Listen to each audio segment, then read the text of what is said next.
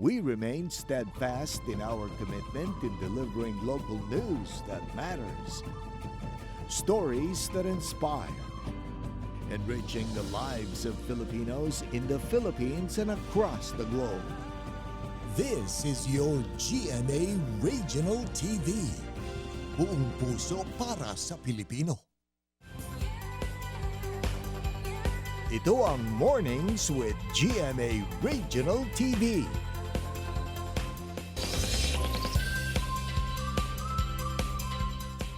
Magandang umaga. Ito ang Mornings with GMA Regional TV. Hatid namin ang mahalagang lokal na balita mula sa Luzon. Good morning, partner. Good morning sa'yo, partner. Araw ng Huwebes ngayon, partner. May bagong palabas. Baka may bagong palabas. Oy, malapit ng BSKE ha. Oo. Barangay and Sangguniang Kabataan Elections 2023. Mamaya makikibalita tayo sa Provincial Comelec Office ng Pangasinan. And of course, maliban dyan sa binanggit mo, partner, all year round ang sakit na dengue, kaya naman puspusan ang sinasagawang campaign drive ng Department of Health. Dapat makiisa tayo, mga kapuso.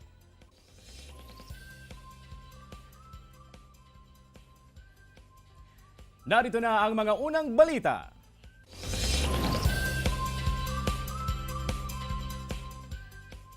Mga kapuso, patuloy ang pagdating ng supply ng bigas sa mga pamilihan sa Dagupan City. May ulat si Jasmine Gabriel Galban. Mas maraming supply ng bigas na umano ang dumarating ngayon sa mga pamilihan sa Dagupan City. Ang mga commercial rice nagmumula sa probinsya ng Isabela at Nueva Ecija. Magandang balita ito para sa mga negosyante at mamimili. Ang aking bagay po, kasi sinabihan na po nila kami na by October, bababa na rin ang bigas. Unti-unti na lang yan, sabi nila. Pero sadyang mataas pa rin umano ang presyo ng bigas. Dahil walang trabaho pa yung asawa. Kaya magtipid-tipid.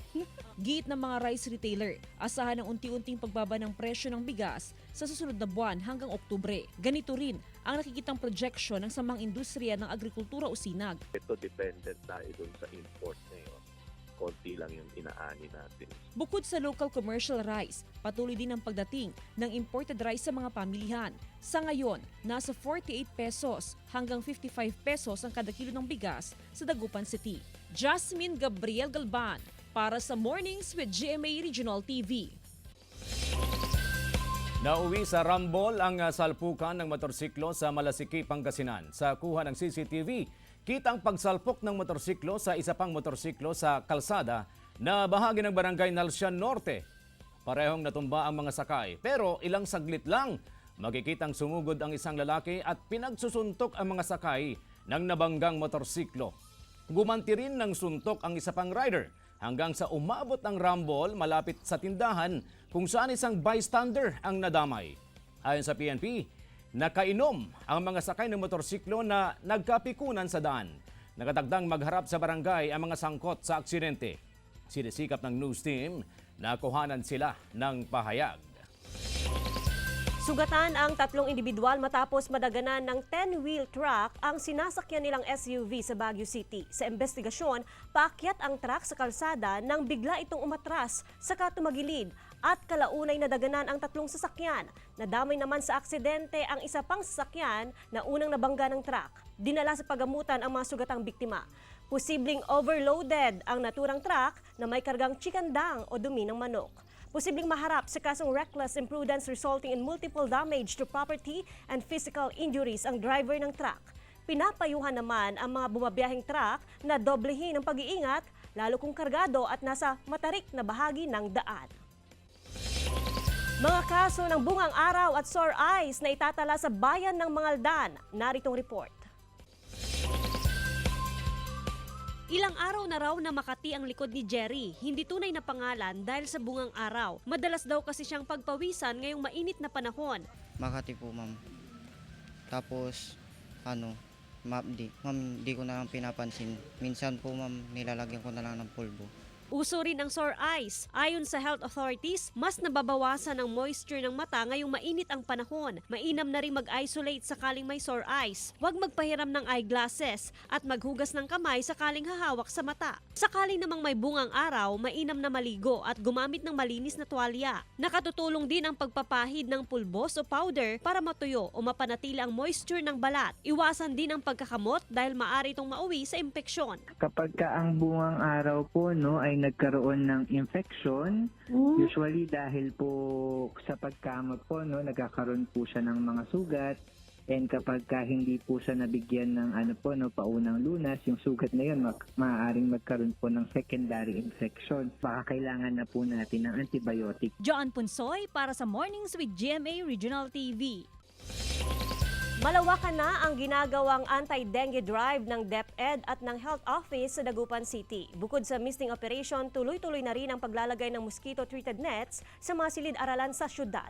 Lahat ng silid-aralan ng kindergarten sa West Central 1 Elementary School nalagyan na ng mosquito-treated nets. Ayon kay City Health Officer Dr. Ofelia Rivera, prioridad na malagyan ng mosquito-treated nets ang mga silid-aralan sa mga bahaing paaralan. Sa datos ng CHO, simula January 1 hanggang August 15, umabot na sa 52 ang suspected cases ng dengue sa Dagupan City. Para maibsan ang mabigat na daloy ng trapiko sa ginagawang daan sa AB Fernandez East sa Dagupan City, ipinatutupad na ng Public Order and Safety Office ang two-way traffic scheme. Ayon sa POSO, nabawasan ng 90% ang traffic congestion sa lugar na resulta raw ng implementasyon ng two-way lane sa PNR site. Pinapadaan na sa PNR site ang mga motorsiklo at tricycle papasok sa Dagupan City. Pinaghahanda naman daw ng POSO ang nalalapit na pasukan sa August 29. Nakiisa ang iba't ibang ahensya ng gobyerno sa pagtatanim ng mahigit 500 fruit-bearing trees sa iba't ibang barangay sa Mangaldan, Pangasinan. Bahagi ito ng Green Canopy Program ng Pamahalaang Panlalawigan bilang tugon sa climate change at nararanasang El Nino. Pinag-aaralan na umano ng tanggapan na magtayo ng communal garden sa bawat barangay na pangungunahan ng mga kabataan. Hinihikayat naman ng Municipal Agriculture Office na magtanim ng puno at halaman sa mga barangay upang matugunan ang food sustainability. Japanese influencer, ipinakilala ang pagkaing taho ng Pilipinas sa Japan. Tunghayan sa report.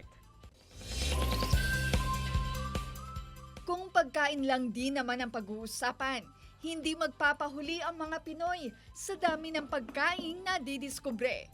Mula sa mga putahe hanggang sa merienda. Sa inilabas na article ng Taste Atlas website, pasok ang 4 na street food ng Pinoy sa 100 best rated street food sweets sa mundo. Kabilang dyan ang banana Q, maruya, espasol at taho. Ang taho ng Pinoy na gawa sa silken tofu, tapioca o sago at brown sugar syrup o tagapulot sa Iloco. Umabot na sa Japan matapos ibida ng Filipina-Japanese at social media influencer na si Kaori Furusawa. It's my childhood memory. Every time I visit the Philippines, mostly Pasig, I always had taho in the morning. Gumawa rin siya ng kanyang bersyon at binigyan ng iba't ibang flavor ang taho. In Japan, we have tofu, we have brown sugar syrup, and we also have tapioca sago. So it's easy for them, yes, to adopt. Ang taho tinangkilik sa Japan because there are not many Filipino restaurants in Japan yet. So I'm trying to promote the Philippines and Filipino food and cultures as much as I can. Yan ang pagkaing tatak Pinoy, pero pang world class ang lasa. Ivy Hernando para sa Mornings with GMA Regional TV. Pinasinayaan ang bagong gusali para sa Alternative Learning System at School District Office sa HN Nueva Ecija. Ang proyekto ay bahagi raw ng pagpapataas ng kalidad ng edukasyon ng mga estudyante. Puspusan din ang pagsasaayos ng mga eskwelahan na napinsala ng mga nagdaang bagyo bilang paghahanda sa nalalapit na pasukan. Nitong nakarang school year, nasa 3,600 ang mga mag-aaral mula sa 13 barangay na nasasakupan ng HN North District at inasahan pang tataas ang bilang ng enrollees sa susunod na school year. Nakiisa ang Ilocos Norte Police Provincial Office sa 122nd anniversary ng Philippine National Police.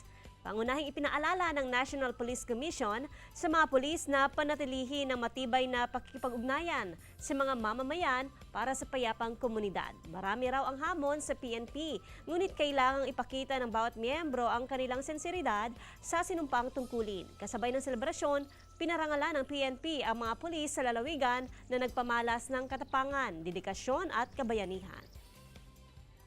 Mga kapuso, magkakasama natin ang COMELEC sa pagbabalik ng Mornings with GMA Regional TV.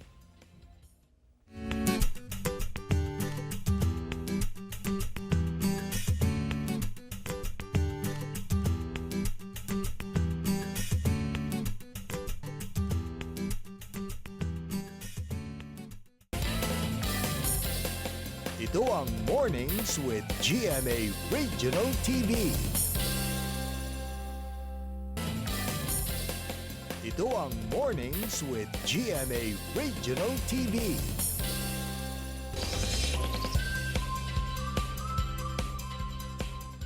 Mga kapuso, para alamin ang paghahanda sa nalalapit na barangay at sangguniang kabataan elections 2023, magkakasama natin ng live dito sa studio ang Provincial Election Officer ng Pangasinan, Attorney Marino Salas. Naimbag na bigat mo po, welcome to Mornings with GMA Regional TV. Naimbag nga bigat, sir. Naimbag nga bigat namin nga buibuya po. Okay. Malapit ng BSKE, more than 2 months from now. Nasaan na po ang COMELEC ngayon? Sa ngayon po, ang COMELEC po, all systems go na po kami. Yung preparation po namin, pinagandaan po namin yan for the previous month. So ngayon po, pwede na po namin sabihin na nakahanda na po kami. August 28, yung filing ng Certificate of Candidacy o COC. Kumusta ang paghahanda po natin? Kahapon po at nung nakaraang araw, nagkaroon po kami ng koordinasyon sa ating AFP at PNP at ibang stakeholders po para po sa preparation ng ating pagpipila ng COC sa 28. At lahat naman po na ilatag ng ating mga kasama sa COMELEC, ganun din po sa ating mga stakeholders, yung lalong-lalo na po sa PNP, yung paglalatag po ng COC sa darating na August 28 ay mapayapa at maging maayos. August 28 hanggang September 2 po yung pagpipila. Okay.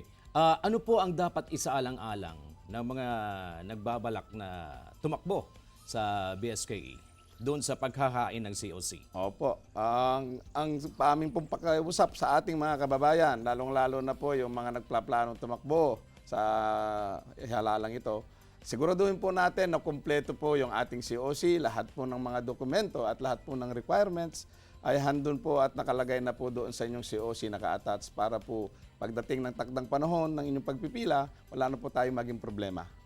Ano ang hindi dapat gawin? Ang unang-una po sa ating mga kababayan, palagi po sinasabi, huwag niyo pong gagawin na huwag po tayong palagi na naniniwala sa mga nababasa natin sa social media. Ang paniwalaan po natin yung nanggagaling po sa official website ng Commission on Election para po tayo hindi nalilito at hindi po nawawala. Huwag po nating, ang unang-una po ay sa ating pagpipila ng COC, huwag po sana na doon po tayo sa opisina ng COMELEC para mag-fill up ng mga COC natin. Downloadable po itong mga forms. Pwede po nyo kunin sa aming website. Pwede nyo pong basahing mabuti at pwede rin po kayong humingi ng payo sa mga nakakaintindi sa tungkol sa batas para po may guide po kayo sa pagpipila ng ating COC. Pwede bang magdala ng supporters? Magkaroon ng gimmick yung mga tatakbo?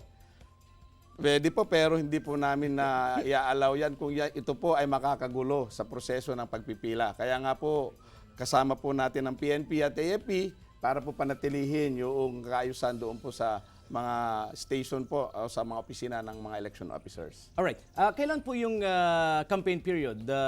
I understand hindi kasabay ng paghahain ng COC yung campaign period, Attorney. Tama po. Ang campaign period po ng sa BSKE natin ay magsisimula pa po ito sa October 19 po hanggang October 28. Pero ang rule po ngayon na Sir CJ is once na nag-file na po kayo ng COC nyo, between August 28 to September 2, kandidato na po kayo, hindi na po kayo pwedeng mangampanya. Okay. Otherwise, pwede po namin kayong kasuhan ng premature campaigning. Pero paano yung monitoring po natin? meron po kaming mga tauhan po, meron po kaming mga komite na nagbabantay dito. Kaya nga po nakikipanayam po kami sa ating mga kasamang stakeholders para po tulungan kami sa pag-iimplementa nitong mga batas tungkol po sa eleksyon. Sabi nga po ng aming buting Chairman George Garcia na ito po ay all government approach dahil lahat po halos ng ahensya ng gobyerno ay dinedeputize namin para po tulungan kami. Attorney, kasabay po ng filing ng COC yung pagpapatupad ng gun ban. Kumusta po ang coordination ng COMELEC sa PNP at AFP? Opo, tama po. Kasabay po ng pagpipila sa August 28 magsimula po ang election period. Pag nagsimula po ang election period, kasabay po niya ng implementasyon ng gun ban. Okay. At mag-establish na rin po kami ng mga checkpoints. So, Okay. by midnight po ng 27, magkakaroon na po ng launching ng mga COMELEC checkpoints. So, all checkpoints ng AFP at PNP will be converted into COMELEC checkpoints. At yan po, napag-usapan na rin po namin nung Lunes sa aming conference kung paano po ang gagawin ng ating mga kasama po sa law enforcement agencies. Okay. Meron na bang naitala ang COMELEC, PNP or AFP na ERVs? Sa ngayon po, wala pa naman po. But hindi po natin ina-underestimate ang halalan ng barangay po. Lalong-lalo na po pag barangay kasi ang magkakalaban po dito, magkakatunggali ay kung hindi man magkakapit-bahay. Magkakamag-anak din. Magkakamag-anak, magkakaibigan at maliit po yung playing field. So ito po, kinukonsidera natin sa preparasyon natin sa darating na halalan. Okay. How about dun sa mga barangay na considered election watchlist area? Meron po ba tayo dito sa Pangasinan? Base po sa report ng ating kapulisan, meron po tayong 4 na barangay. 4 na barangay. Saan bayan po ito, attorney? Hindi po natin pwedeng sabihin kung ano pong mga bayan ito. Out of 1,364 barangays, may 4 po tayong barangay na considered po under yellow category. Pag yellow category po dyan is meron pong konting pagbabanta. So, masaya naman po kami dahil base dyan, 96% po is wala po tayong problema. Bakit po na-i-considera na EWA ang mga ito? Kasi po Sir CJ, may mga nangyari pong nakaraang halalan ng noong 2018 barangay NSK election. At ito pong mga nakaraang buwan na mga violence po involving po mga barangay officials. So, yun po, kinukonsidera na po ng ating mga kasama sa kapulisan na baka makaapekto dito po sa darating na halalan. Alright, attorney. Alam ko po na marami pa sana akong tatanungin pero medyo kulang yung oras po natin. Alam ko po na meron kayong mensahe sa ating mga kandidato, yung mga maghahain ng COC comes August 28. Go ahead, attorney. Unang-una po sa ating pong mga aspirante. Nakikiusap po kami na sana po, bago po kayo pumunta sa aming opisina, siguraduhin po natin na kumpleto na po yung ating COC. Downloadable po ito sa aming official website, www.comelec.gov.ph. At tingnan po natin lahat ng requirements para po pagdating nung takdang oras at panahon ng inyong pagpipila, wala po tayong maging problema. Alright, there you have it mga kapuso. Attorney Marino Salas, ang Provincial Election Supervisor ng Pangasinan. Nagbabalik ang Mornings with GMA Regional TV.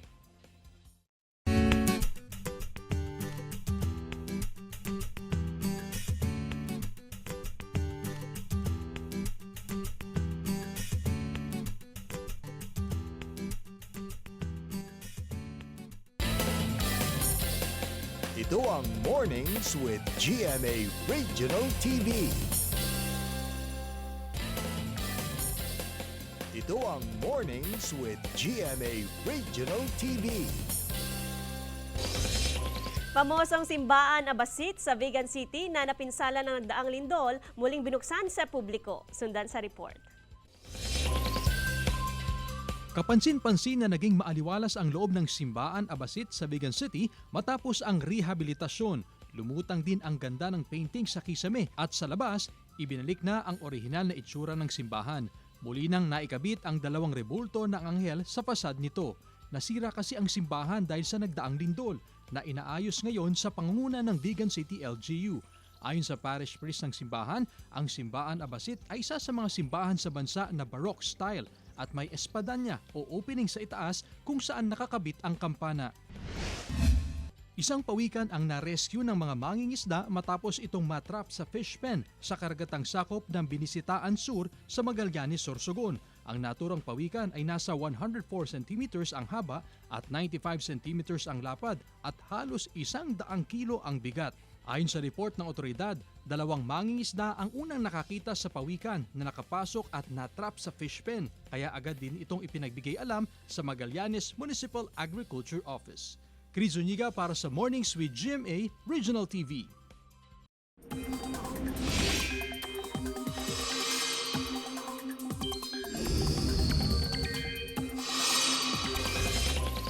Tropical Depression Goring binabantayan sa bahagi ng Silangang Luzon. Tutukan sa report. Bagyo na ang binabantayan nating low pressure area sa silangan ng Luzon, ang Tropical Depression Goring. Namataan ng pag-asa ang sentro ng bagyo, 405 kilometers silangan ng Calayan, Cagayan. Taglay nito ang lakas na hangin, naaabot sa 55 kilometers per hour. Wala pa namang nakataas sa tropical cyclone wind signal sa alimang bahagi ng bansa. Sa mga susunod na oras, posible pang lumakas ang bagyong Goring. Unti-unti ring magbabago ang direksyon nito dahil bukas maaaring kumilos ito patimog. Babalik ang bagyo sa direksyong pahilaga sa weekend. Mababa sa ngayon ang tsansa nitong maglandfall pero dahil may tinatawag tayong area of uncertainty, ibig sabihin may posibilidad na dumaan sa ilang panig ng Cagayan Valley ang bagyong Goring. Maglandfall man o hindi ang nasabing bagyo, asahan ang paglakas muli ng hanging habagat sa darating na Linggo o Lunes kung kailan maapektuhan nito ang Southern Luzon, Visayas at Caraga region ayon sa pag-asa. Sa ngayon, nakakaapekto na ang trough o extension ng bagyong Goring sa Cagayan Valley region at Cordillera. Patuloy namang magpapaulan sa Southern Luzon, Visayas at Mindanao ang hanging habagat, habang mga tropical thunderstorms sa natitirang bahagi ng Luzon. Ngayong umaga, aasahan na ang pag-ulan sa ilang bahagi ng Cagayan Valley, Cordillera, Aurora at Bataan base sa rainfall forecast ng Metro Weather. Pagsapit ng hapon, uulanin na ang ilang pampanig ng Northern at Central Luzon. Posible ang heavy rains sa ilang lugar, kaya dapat maging alerto sa banta ng baha o landslide. Chris Zuniga para sa Mornings with GMA Regional TV. Storm Hilary nag-iwan ng baha at putik sa ilang kalsada sa California, USA. At orange alert, itinaas matapos pumutok ang bulkan sa Obinas, Peru. Tunghayan sa Globalita. Makapal na putik at baha ang iniwan ng Typhoon Hilary nang manalasa ito sa bahagi ng Indio, California, United States. Sa video, makikitang hirap ang mga sasakyan sa pagtawid sa kalsada na puno ng putik. Una rito, ilang sasakyan din ang nalubog sa baha dahil sa buhos ng ulan sa bahagi ng Palm Desert. Wala namang naitalang nasaktan o nasawi sa pananalasa ng typhoon. Itinaas ng gobyerno ang orange alert matapos pumutok ang Peruvian Obinas Volcano noong August 21. Naglabas ito ng makapal na usok at abo kung saan labis na naapektuhan ang malapit na komunidad sa Peru. Ayon sa Geological Mining and Metallurgical Institute's Volcanological Observatory, abot sa 11,482 feet ang ibinuga nitong usok at abo. Unang pumutok ang bulkan noong lamang Hulyo kung saan idineklara ang state of calamity sa lugar sa loob ng 60 araw. Chris Zuniga para sa Mornings with GMA Regional TV. Heart at Cheese ibinahagi ang karanasan sa love, marriage at friendship sa isang video. Tunghayan sa ulat ni Claire Lacanilaw. Talk of the town ngayon sa social media ang heart-to-heart talk ni na Heart Evangelista at Cheese Escudero tungkol sa pagmamahal, kabiguan, married life at pagkakaibigan. Candid at tagos sa puso ang pagsagot ng dalawa. Napuri ng mga netizen si Cheese dahil sa kanyang mga sagot na kapupulutan ng aral. Ibinahagi ito ng dalawa sa kanilang #adulting series video sa social media. Habang ang nagbabalik bilang sparkle artist talent na si Heart, hindi na raw makakahanap ng iba na katulad ni Cheese. Umabot na ito ng higit 300,000 views sa YouTube. Bagong dance craze naman ngayon lalo na sa mga K-pop fan. Ang new single na Hype Boy ng South Korean group na New Jeans. Umani agad ito ng views at likes online na sigurading next hit lalo na sa mga Gen Z. Lalo't featuring sa kanilang dance number si V ng global K-pop group na BTS. Claire Lacanilaw para sa Mornings with GMA Regional TV. Glue stick ginagamit na medium sa acrylic painting ng isang artist na guro sa Quezon. Naritong report. Ang inaakalang pandikit lang sa mga school project na glue stick, ginagawang obra ng isang teacher mula sa Gumaca sa Quezon. Immune na nga raw si Teacher Ari sa paso mula sa mga tinunaw na glue stick gamit ang glue gun. Sa akin po kasi para mas ma-appreciate mo yung isang art, hindi lang siya sabay mata. Dapat yung texture, yung sense of touch ay nagkakaroon ng appreciation. Para mabuo ang isang obra, kakailanganin ng mahigit 120 piraso ng glue sticks. Ipoporma ito at pagpapatong-patungin ng mga nalusaw na glue stick sa canvas. Patutuyuin sa kapipinturahan. Ang estilo ng kanyang kakaibang paintings tinatawag na glue stick sculpture in acrylic. Kung noon, flat o 2D paintings lang ang mga piyesa niya, ang embossed painting na ginagawa niya ngayon, aksidente lang daw na natutunan. Nung nagagawa po ako ng mga costumes namin, kailangan ng may mga linings yung ay aksidente ko pong nasobrahan yung pagdikit. Ang ginawa ko po, dinuloy ko na tapos in-sprayan ko. Nagkaroon siya ng parang textured na design kaya nakita ko na parang pwede siyang gamitin. Inspirasyon siya sa mga kapwa niya artist, maging sa kanyang mga estudyante. Ang mga likhang sining niya na i-exhibit na rin daw sa iba't ibang lugar. Like explore new things po. Yun po lagi niyang sinasabi sa amin. Para po may maging isang unique yung isang artwork. Dikit na nga raw sa pagkatao ni Teacher Aris ang pagiging visual artist niya. Payo pa niya sa mga young at aspiring artist na maging malikhain dahil maaaring dito raw sumibol at umusbong ang isang obra na pwedeng maipagmalaki hindi lang sa lalawigan kundi maging sa buong bansa. Paul Hernandez para sa Mornings with GMA Regional TV. Mga kapuso, gagawin naming mas inspiring ang inyong morning dahil oras na para sa ating hashtag Morning Feels. We do not have government by the majority. We have government by the majority who participate. By Thomas Jefferson. Yan, speaking of government, nako, kanina, di ba nakaparin natin ng COMELEC. Magkakaroon tayo ng panibagong gobyerno sa barangay. Oo. Kasi BSK 2023, malapit na. Oo, at syempre may mga paalala rin kanina si Attorney Marino Salas. Kapag mo file ng candidacy, ready na dapat yung form, wag doon sa COMELEC. Papayagan ng gimmick, pero dapat hindi nakakabulabog. Maraming salamat mga kapuso sa pagtutok sa Mornings with GMA Regional TV. Samahan nyo kami mula Lunes hanggang Biyernes. Ako po si Joan Punsoy.